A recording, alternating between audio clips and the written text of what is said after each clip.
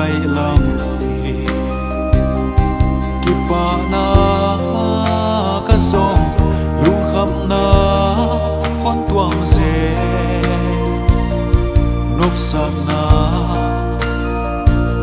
ka zon lain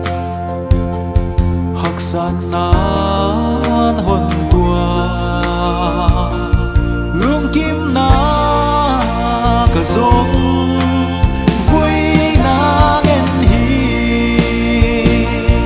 ka zon deng kim na ka muta hi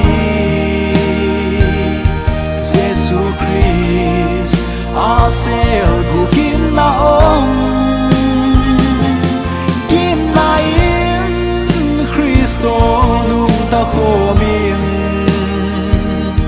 lung kim ta kum ta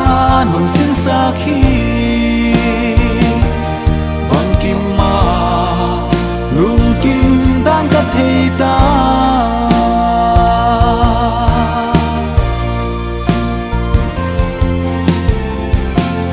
te sak tu ka zon hangin wana lel hi itu ding ka zong khasiana lel hi lung wana ka zon hangin thom hau nan hon tua dam sung lung ngày na to ki dim hi ka zon deng kim na ka muta hi Jesu Christ a sel gu kim na ong kim na in Christo nung ta khomin lung kim ta kum ta nung sin sa khi bang kim ma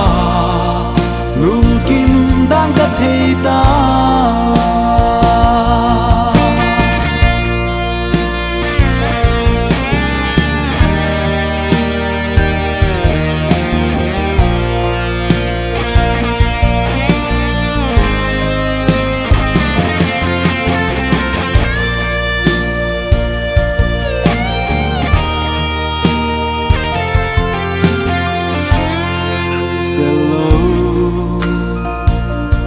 sak na te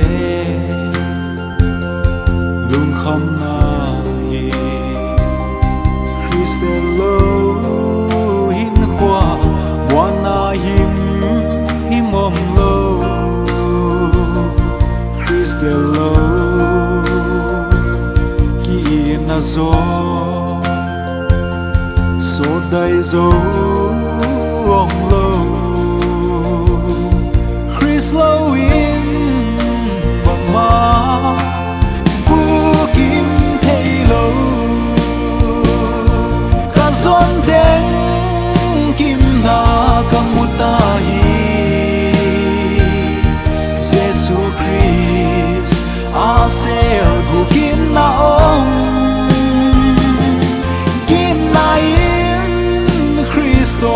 nung ta khomin lung kim ta kum ta nung sin sa khi